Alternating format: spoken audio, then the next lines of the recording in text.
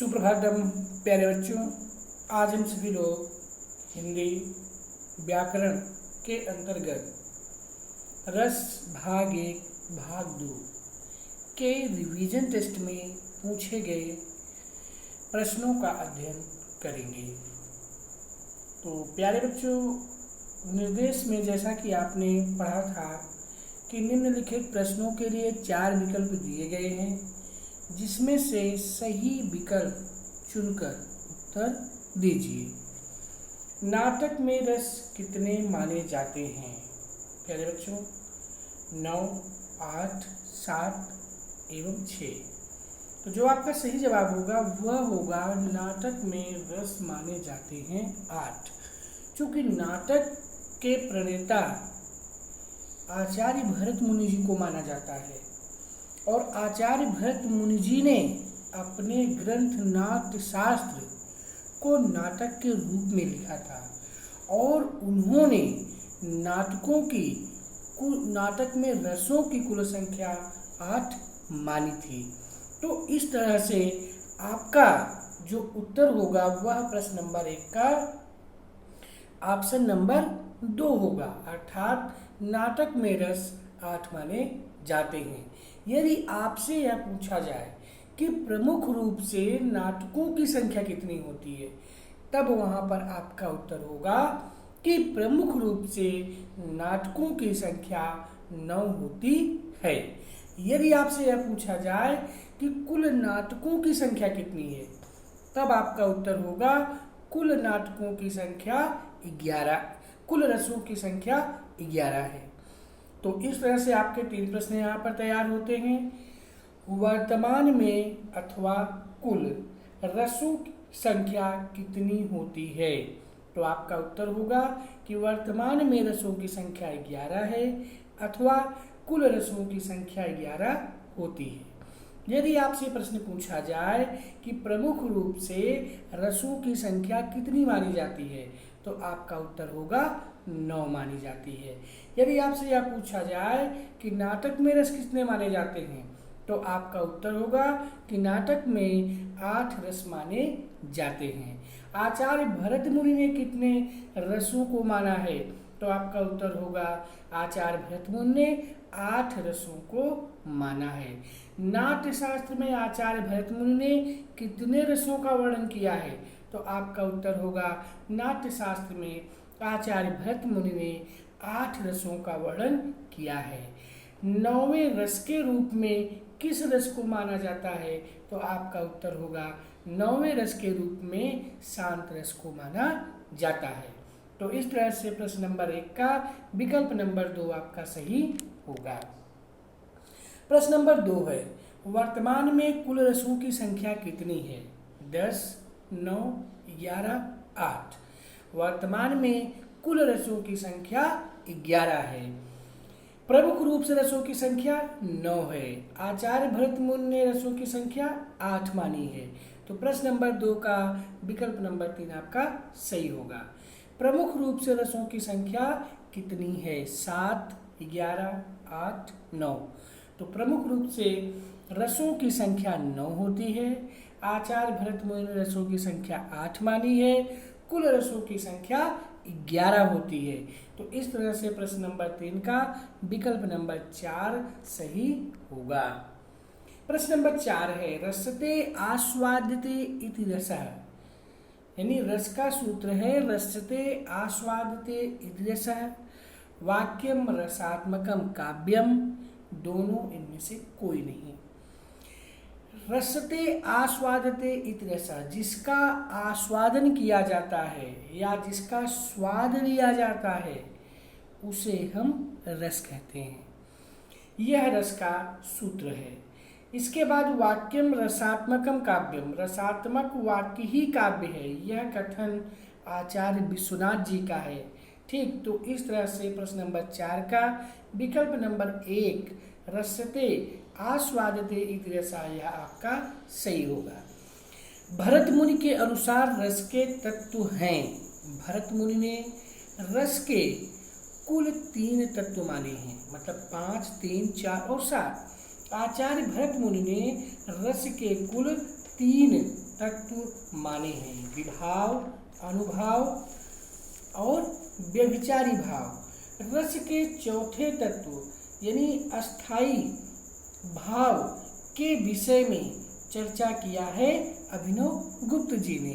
तो इस तरह से आचार्य भरत मुनि ने रस के 3 तत्व माने हैं।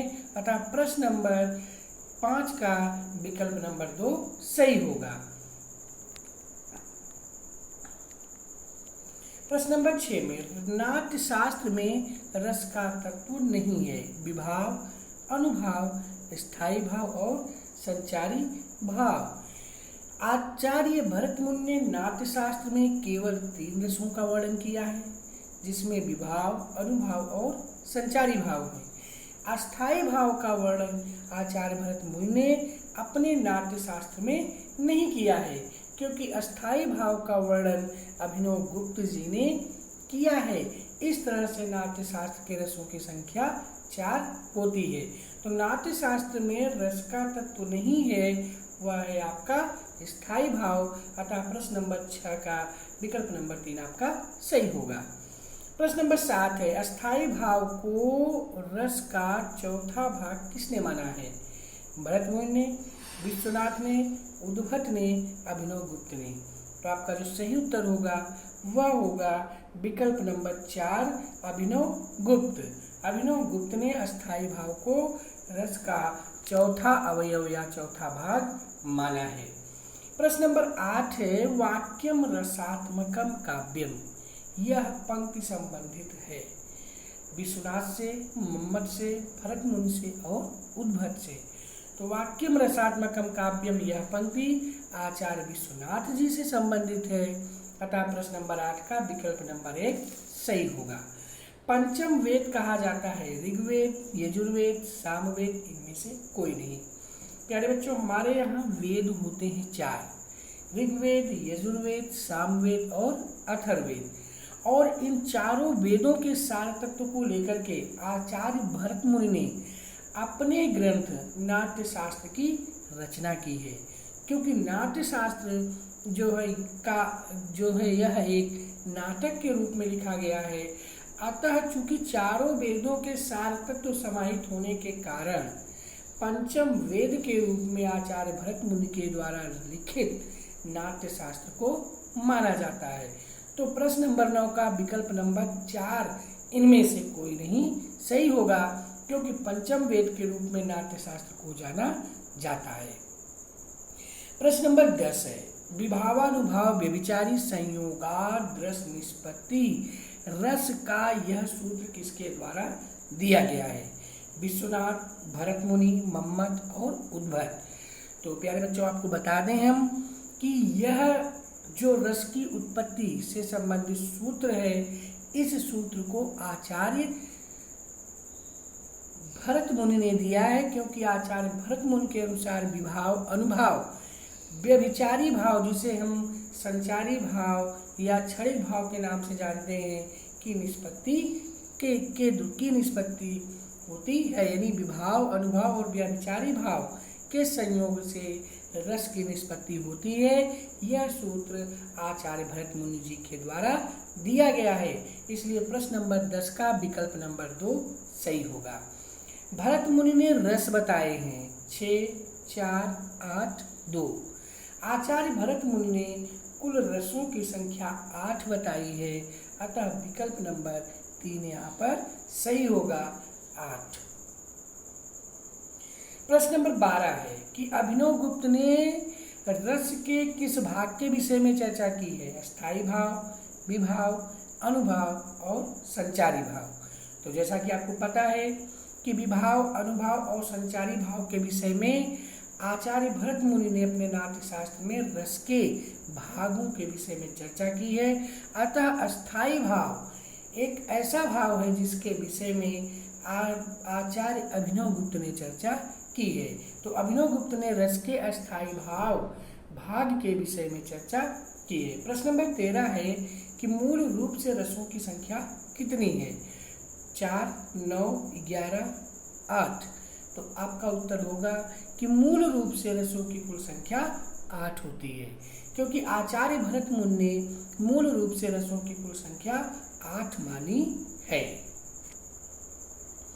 प्रश्न नंबर 14 है कि भरत मुनि ने चर्चा नहीं की है विभाव, अनुभाव, संचारी भाव, अस्थायी भाव। तो आपको पता है कि भरत मुनि ने अस्थायी भाव की चर्चा नहीं की है, इसलिए प्रश्न नंबर 14 में विकल्प नंबर 3 सही होगा। जो भाव सुषुप्तावस्था में पड़े रहते हैं तथा अवसर प्राप्त होने पर उत्पन्न होते हैं उन्हें क्या कहते हैं? विभाव, अनुभाव, संचारी भाव अथवा अस्थायी भाव। तो जो भाव सुषुप्तावस्था में पड़े रहते हैं तथा अवसर प्राप्त होने पर उत्पन्न होते हैं उन्हें हम अस्थायी भाव कहते हैं। तो प्रश्न नंबर 15 का विकल्प नंबर 4 सही होगा। इसके बाद प्रश्न नंबर 16 है कि उद्भट ने किस रस की चर्चा की है? वात्सल्य, शांत, अद्भुत और वीर। तो उद्भट जो है, उद्भट जी ने शांत रस की चर्चा की है, क्योंकि उद्भट जी ने जो है शांत रस को 9वें रस के रूप में स्वीकार किया है। इस तरह से रसों की कुल संख्या हो जाती है 9। तो जो आपका वात्सल्य रस है, वात्सल्य रस की चर्चा किया है विश्वनाथ जी ने। शांत रस की चर्चा उद्भट जी ने की है और अद्भुत रस की चर्चा आचार्य भरत मुनि ने किया है। वीर रस की चर्चा आचार्य भरत मुनि ने किया है। तो इस तरह से उद्भट जी ने शांत रस की चर्चा की है। तो प्रश्न नंबर 16 का विकल्प नंबर 2 सही होगा। प्रश्न नंबर 17 है कि वात्सल्य रस की चर्चा की है उद्भट, विश्वनाथ, मम्मट, इनमें से कोई नहीं। तो वात्सल्य रस की चर्चा किया है आचार्य विश्वनाथ जी ने। ठीक है, तो इस तरह से आपका प्रश्न नंबर 17 का विकल्प नंबर 2 सही होगा कि वात्सल्य रस की चर्चा आचार्य विश्वनाथ जी ने की है। प्रश्न नंबर 18 है भक्ति रस की चर्चा की है विश्वनाथ, रूप गोस्वामी, उद्भट, इनमें से कोई नहीं। तो भक्ति रस की चर्चा किया है जो है रूप गोस्वामी जी ने, अतः प्रश्न नंबर 18 का विकल्प नंबर 2 सही होगा, क्योंकि आचार्य विश्वनाथ जी ने वात्सल्य रस की चर्चा की है, उद्भट जी ने शांत रस की चर्चा की है और रूप गोस्वामी जी ने भक्ति रस की चर्चा की है। 9वें रस के रूप में जाना जाता है शांत रस, वात्सल्य रस, भक्ति रस अथवा वीर रस। तो 9वें रस के रूप में शांत रस को माना जाता है और 10वें रस के रूप में वात्सल्य रस को माना जाता है, 11वें रस के रूप में भक्ति रस को माना जाता है। अतः इस तरह से प्रश्न नंबर 19 का विकल्प नंबर 1 सही होगा, शांत रस। प्रश्न नंबर 20 है 10वां रस माना जाता है शांत रस को, वात्सल्य रस को, भक्ति रस को, इनमें से कोई नहीं। तो 10वां रस है हमारा वात्सल्य रस। इस तरह से प्रश्न नंबर 20 का विकल्प नंबर 2 सही होगा। प्रश्न नंबर 21 11वां रस माना जाता है भक्ति, वात्सल्य, करुण, इनमें से कोई नहीं। तो 11वां रस आपका माना जाता है भक्ति रस को, 9वां रस माना जाता है शांत रस को, 10वां रस माना जाता है वात्सल्य रस को। तो इस तरह से 11वां रस के रूप में माना जाता है भक्ति रस को, अतः विकल्प नंबर 1 सही होगा। फिर आपका है प्रश्न नंबर 22 भक्ति रस का स्थायी भाव है देव विषय रति, उत्साह, शोक, इनमें से कोई नहीं। उत्साह वीर रस का स्थायी भाव है, शोक करुण रस का स्थायी भाव है और देव विषयक रति यह भक्ति रस का स्थायी भाव है। तो देव विषयक रति अथवा भगवत भक्ति, ठीक इस तरह से वीर रस का स्थायी भाव आपका क्या होगा, विकल्प नंबर 1 देव विषयक रति।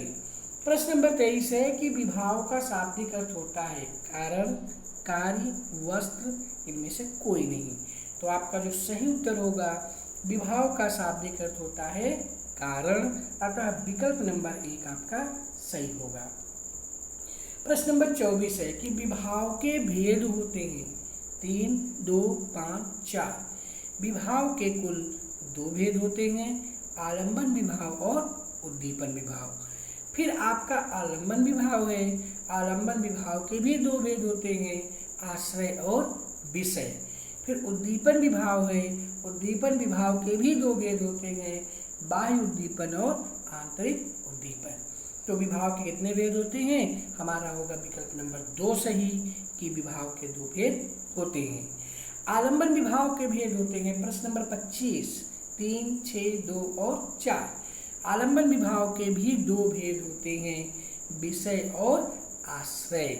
जिसके कारण भाव उत्पन्न होता है उसे हम विषय कहते हैं। जिसके अंतःमन में या जिसके मन में भाव जिसके कारण जागृत होता है उसे हम कहते हैं आश्रय। ठीक है, जैसे यशोदा कृष्ण से प्यार करती हैं तो यशोदा के मन में प्रेम की भावना उत्पन्न हो रही है, इसलिए यशोदा आश्रय है, और कृष्ण के कारण हो रही है, इसलिए कृष्ण विषय है।